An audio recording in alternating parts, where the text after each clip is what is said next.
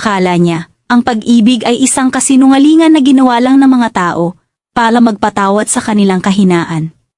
Akala niya, ang pera ang tanging totoo sa mundong ito. Kaya nang dumating sa buhay niya si Carlos, isang lalaking may kaya, tahimik, at tila walang ibang hiling kundi ang magkaroon ng mapapangasawang maganda at matalino. Hindi na nag-atubili si Elena. Pumayag siyang magpakasal sa isang taong hindi niya mahal, sa isang taong hindi niya talaga kilala, dahil sa iisang dahilan lamang, pera. Ngunit sa isang umaga, habang nag-aayos siya ng mga lumang sobre sa kanilang tahimik na salas, may nahulog mula sa isa sa mga litrato, at nang tingnan niya ang mga mukha sa mga larawang iyon, naramdaman niyang unti-unting gumuguho ang mundo na itinayo niya sa kasinungalingan. Kung naniniwala ka sa kabaitan, sa pag-ibig, at sa pangalawang pagkakataon, mangyaring mag-like, mag-comment, mag-share, at mag-subscribe. Dahil ang kwentong ito ay tungkol sa isang babaeng naligaw sa dilim, ngunit natagpuan ng liwanag sa pinakahuli niyang inasahan. Si Elena ay lumaki sa isang pamilyang walang-wala. Ang kanyang ina ay namatay nang siya ay 13 taong gulang, at ang kanyang ama ay isang driver ng tricycle na halos hindi makaabot ang kinikita sa pang-araw-araw.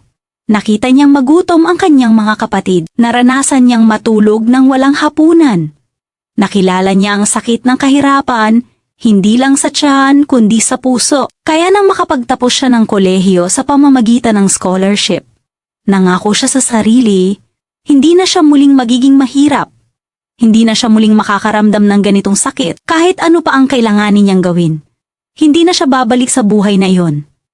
Nakilala niya si Carlos sa isang simpleng kainan malapit sa kanyang opisina. Siya ay accounting clerk noon, at si Carlos ay isang negosyanteng may sariling maliit na kumpanya ng construction materials. Hindi siya pala kaibigan, ngunit may kakaibang kapayapaan sa kanyang presensya. Hindi siya pabigla-bigla, hindi maingay, hindi mapanlinlang sa tingin. Mabait siya, matulungin, at sa loob ng 3 buwan, niyaya na niya si Elena na maging kasintahan niya. Hindi nag-atubili si Elena. Hindi dahil mahal niya si Carlos, kundi dahil alam niyang may kinabukasan silang dalawa. May pera si Carlos, may bahay, may kotseng maayos, may kakayahang tustusan ang lahat ng pangangailangan. At sa mundong ito, iyon ang totoo. Iyon ang sigurado. Nag-asawa sila pagkalipas ng 6 na buwan. Walang malaking kasal, walang masayang handaan.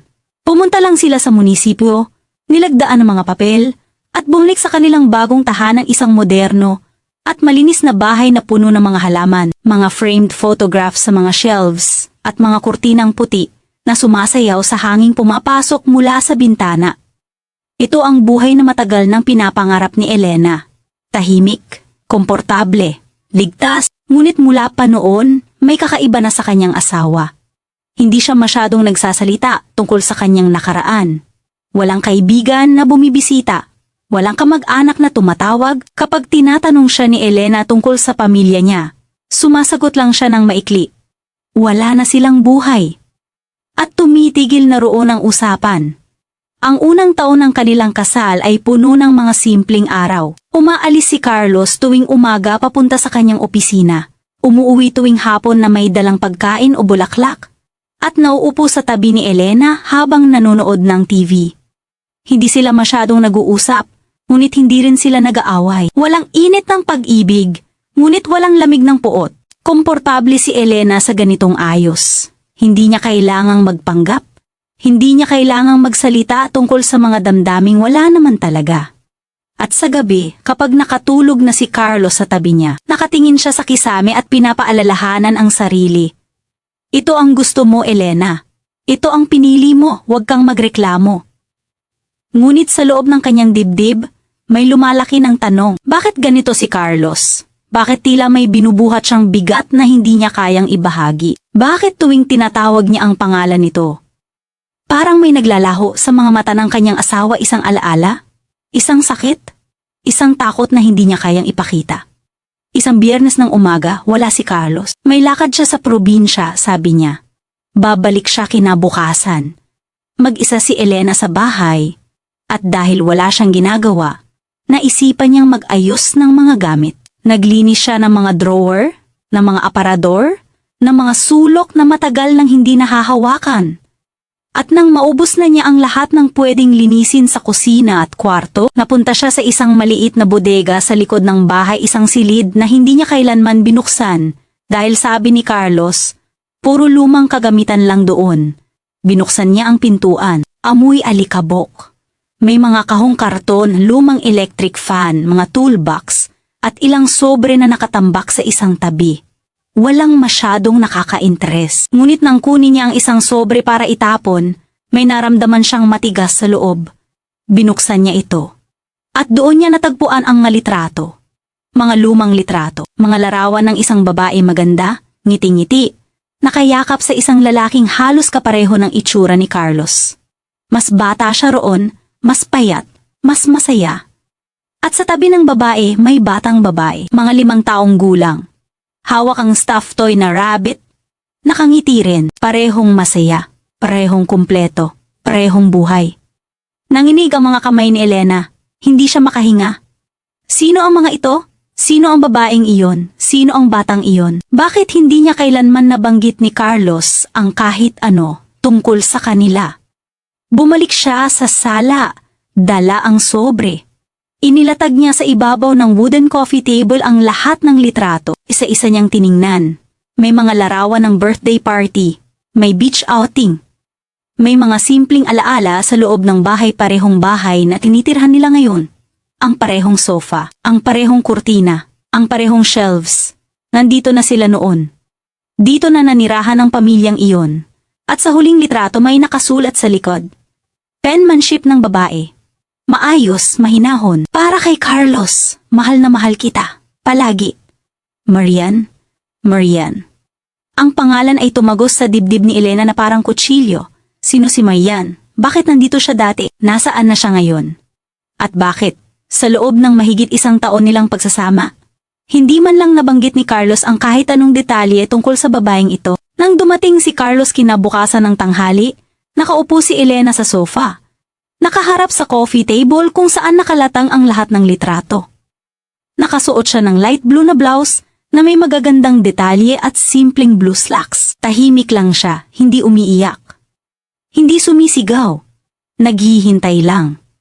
At nang pumasok si Carlos sa bahay, dala ang maliit na bag at pagod na mukha, natigilan siya nang makita ang eksena. Tumayo siya roon, malapit sa pintuan, nakatingin lang. Walang sinabi, walang emosyon sa mukha. Ngunit nakita ni Elena kung paano nanlaki ang mga mata nito. Kung paano napahinto ang paghinga, kung paano unti-unting naging maputla ang balat. Sino sila? Tanong ni Elena. Mahinahon ang boses, ngunit nanlilisik ang mga mata. Nanatiling tahimik si Carlos. Tumalikod siya, tila hindi kayang harapin ang mga larawang iyon. Naglakad siya papunta sa gilid ng sala. Tumayo sa tabi ng shelves na puno ng mga halaman at mga frame na walang laman. Nakaharap sa pader. Hindi sumasagot. Sino si Marian? Ulit ni Elena, mas malakas na ngayon. Sino ang batang iyon? Bakit nandito sila sa mga litrato? Bakit nandito sila sa bahay na ito? Mahabang katahimikan. Hanggang sa narinig ni Elena ang mababang buntong hininga ni Carlos. At nang magsalita ito, ang boses ay puno ng sakit na matagal nang pinipigilan. Sila ang pamilya ko. Napaatras si Elena. Pamilya? Sinabi mo sa akin na wala ka ng pamilya. Wala na? Sagot ni Carlos. Patay na sila. Naramdaman ni Elena ang pagbagsak ng kanyang sikmura. Patay? Paano? Kailan? Tumalikod si Carlos. Ang mga mata ay namumula na. 3 taon na. 3 taon? Ulit ni Elena, halos hindi makapaniwala. Ibig sabihin, bago mo ako nakilala, wala pang 2 taon mula nang mawala sila. Tumango si Carlos. Aksidente. Sa highway, pauwi kami galing sa probinsya. Ako ang nagmamaneho, pagod ako, inaantok. Hindi ko napansin ang truck na humarang, nakabangga kami. Si Marian at ang anak namin si Ella namatay sa ospital. Ako lang ang nabuhay. Ako lang. Napaluhod si Elena sa sofa. Hindi niya alam kung ano ang dapat maramdaman. Galit, awa, takot, lahat ng iyon, sabay-sabay. Bakit hindi mo sinabi sa akin? Tanong niya, nanginginig ang boses. Dahil ayokong balikan, sagot ni Carlos. Ayokong pag-usapan. Ayokong alalahanin. Alam kong masama, Elena. Alam kong dapat sinabi ko. Pero takot ako. Takot akong bumalik sa sakit na yon. Kaya nang makilala kita, sinubukan kong magsimula ulit. Sinubukan kong kalimutan. Sinubukan kong magpatuloy. Kaya ako ang pinili mo? Tanong ni Elena, lumakas ang boses. Dahil alam mong hindi ako magtatanong. Dahil alam mong wala akong pakialam sa iyo sa nakaraan mo sa puso mo. Ginawa mo akong panakip sa butas ng buhay mo, Carlos. Ginawa mo akong reyna ng isang kaharian na puno ng multo. Umiyak si Carlos. Unang beses na nakita ni Elena ang asawa niyang umiyak. Hindi ka noon, Elena. Hindi ko alam kung paano magsimula. Hindi ko alam kung paano mabuhay ulit. Pero nang makilala kita, naramdaman kong kaya ko pang huminga. Kahit konti, kahit saglit. Tumayo si Elena. Nilapitan niya ang coffee table. Kinuha niya ang litrato ni Marian at ng batang babae. Tiningnan niya ang mga mukha. Ang ngiti. Ang saya at naramdaman niya ang sakit na hindi niya inasahan dahil sa unang pagkakataon. Nakita niyang meron pa pala siyang puso at nasasaktan pala ito. Mahal mo pa ba siya? Tanong ni Elena. Tumahimik si Carlos. At sa katahimikan, nakuha na ni Elena ang sagot. Umalis si Elena ng bahay ng gabing iyon. Bumalik siya sa kanyang dating apartment, sa maliit na kwarto na nag-iisa, at doon siya umiyak ng umiyak. Hindi dahil nasaktan siya bilang asawa, kundi dahil napagtanto niyang sa loob ng pagsisikap niyang takasan ng kahirapan, nakalimutan niyang maging tao. Nakalimutan niyang maramdaman, nakalimutan niyang magmahal. At ngayon, kahit gusto niyang mainis, kahit gusto niyang magalit, hindi niya magawa. Dahil sa totoo lang, wala siyang karapatan. Hindi niya minahal si Carlos. Ginamit lang niya ito at ginagamit niya rin siya. Pareho silang gumagamit ng isa't isa upang takasan ang sariling sakit. Ngunit sa mga sumunod na linggo, hindi makawala si Elena sa isip niya ang mukha ni Carlos. Ang luha, ang pag-amin, ang bigat ng kalungkutang dala nito at kahit ayaw niyang aminin, may parte sa kanya na nag-aalala. Kaya isang hapon, bumalik siya sa bahay. Hindi dahil gustong-gusto niya, kundi dahil alam niyang may kulang pa, may dapat pang malaman. Nang buksan ni Carlos ang pintuan, halos hindi na ito kumakain. Payat. Namumutla. Walang tulog. Nakita ni Elena ang sariling refleksyon sa mga mata nito. Pareho silang naligaw, pareho silang takot, pareho silang nag-iisa. Kailangan kong malaman ang lahat, sabi ni Elena. Kung gusto mong magpatuloy tayo, kailangan kong malaman kung sino ka talaga. At doon, sa parehong sala kung saan naganap ang pagkakagulat, naupo si Carlos at ikinuwento ang lahat. Ang pagmamahalan niya at ni Marian, ang saya ng kanilang pamilya, ang mga pangarap nila para kay Ella, ang pakiramdam ng mawala silang dalawa sa isang iglap, ang guilt na bumaon sa kanyang dibdib, ang takot na baka hindi na siya muling maging masaya. At ang desperasyon na nag-udyok sa kanya na maghanap ng ibang tao kahit sino basta may kasama siya sa tahimik na bahay na puno ng alaala. Hindi ko sinusubukang palitan si Marian, sabi ni Carlos. Hindi ko kaya. Wala akong karapatang magmahal ulit ng ganoon. Pero ayoko ring mamatay ng unti-unti. Kaya sinubukan kong magpatuloy kahit pilitin ko man. Nakinig si Elena. At sa unang pagkakataon, naramdaman niyang nakikita niya si Carlos. Hindi bilang lalaking may pera, kundi bilang taong sugatan, pagod, at nangangailangan ng tulong. Alam mo ba kung ano ang nakakatakot sa akin? Sabi ni Elena. Hindi ang nakaraan mo, kundi ang natuklasan kong mayroon pa pala akong puso. Akala ko wala na. Akala ko tinapon ko na iyon matagal na. Pero nang makita kita na umiiyak, nasaktan ako. Hindi para sa akin, kundi para sa iyo. At hindi ko alam kung paano ko haharapin iyon. Ngumiti si Carlos ng mapait. Siguro pareho tayong takot. Siguro, sagot ni Elena.